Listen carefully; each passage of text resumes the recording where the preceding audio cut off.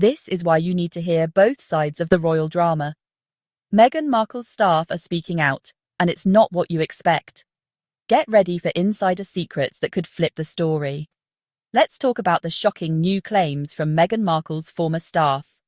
An anonymous ex-employee just called her treatment dehumanizing. Joining me now is celebrity and royal commentator Kinsey Schofield. Kinsey, there seems to be trouble in paradise. The grifters, our favourites, Whinger and Ginger, Harry and Meghan, have reportedly cut household staff to try and save money.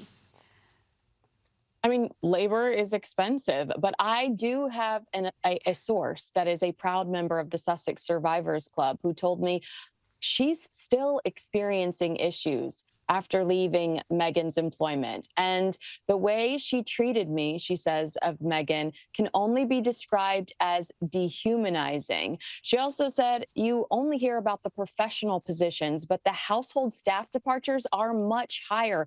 It actually became quite comical because during a certain period, it felt like every week there was something new, someone new who left. So these numbers we've been reporting for years aren't accurate at all. The turnover is horrible.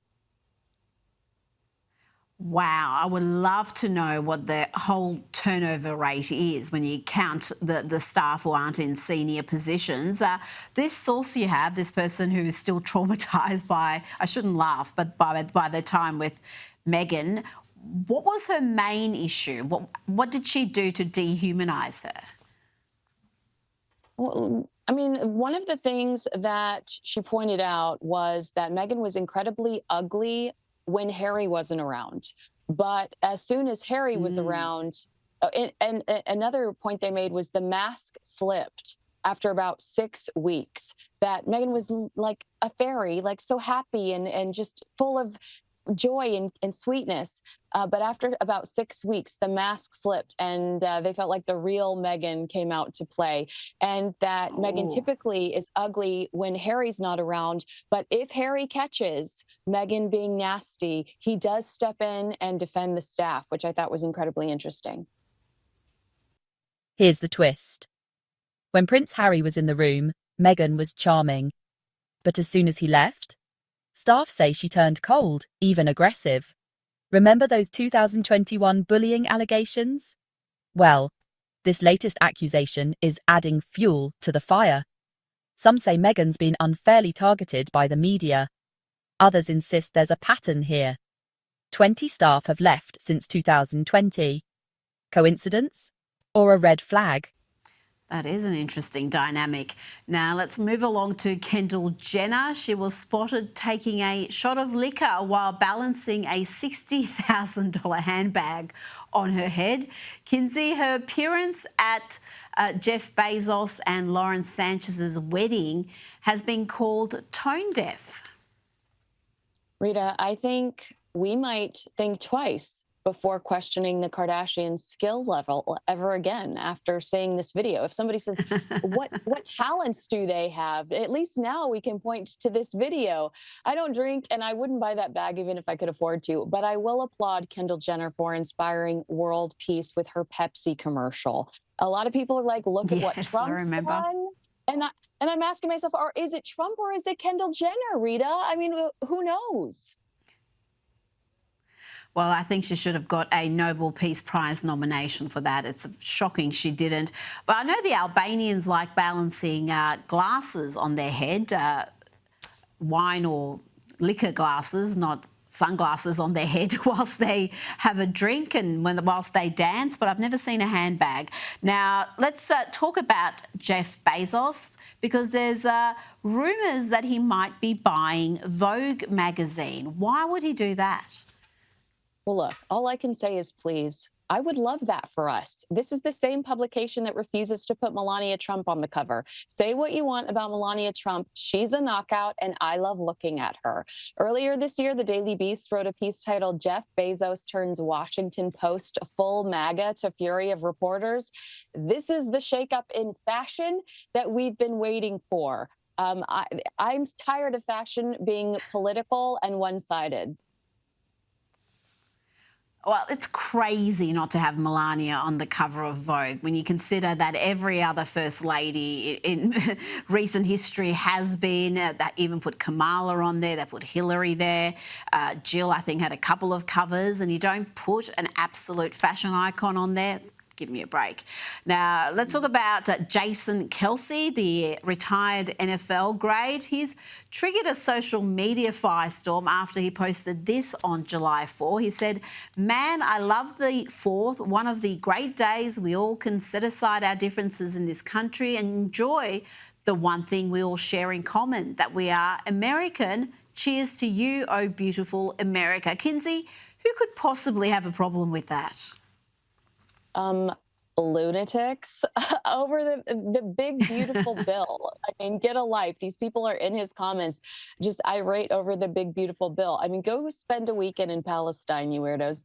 I think the only thing bigger and more beautiful than Jason Kelce is patriotism.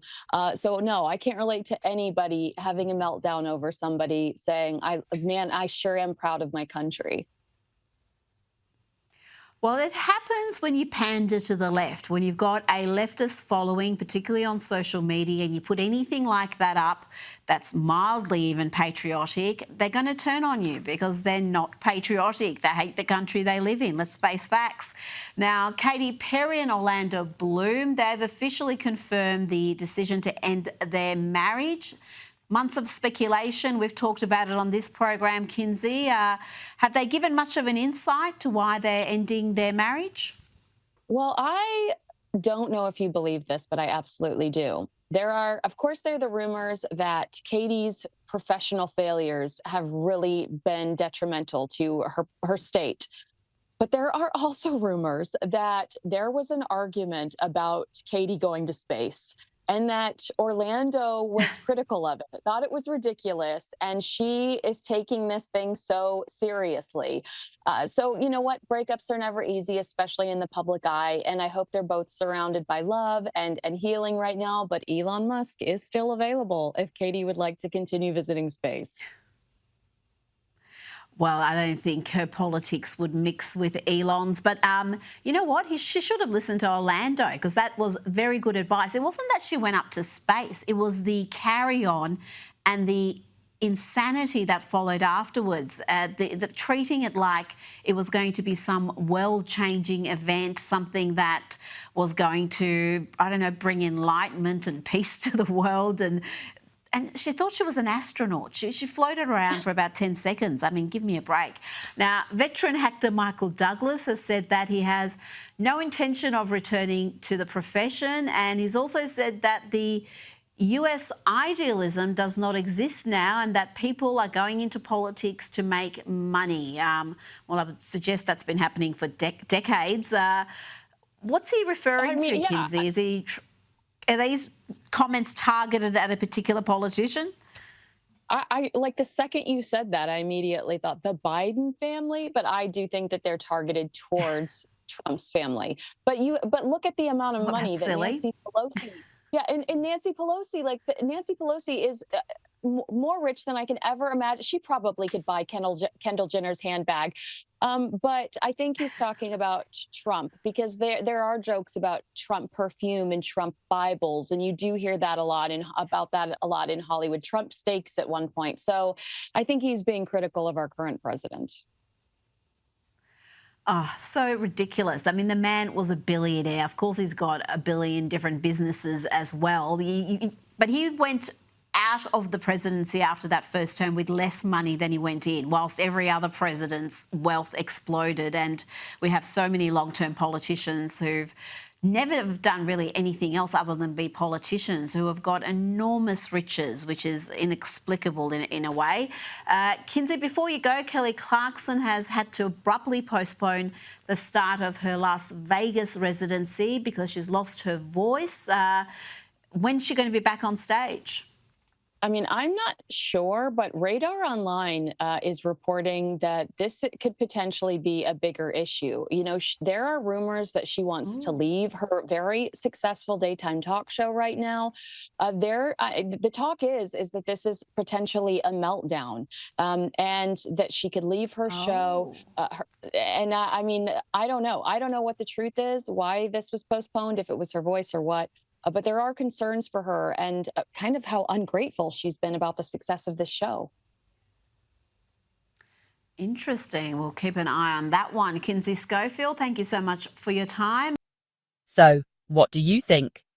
Is this just another disgruntled ex-employee? Or is the truth finally surfacing about Meghan's behaviour? Sound off in the comments. And don't forget to like and subscribe, because more royal bombshells are coming your way.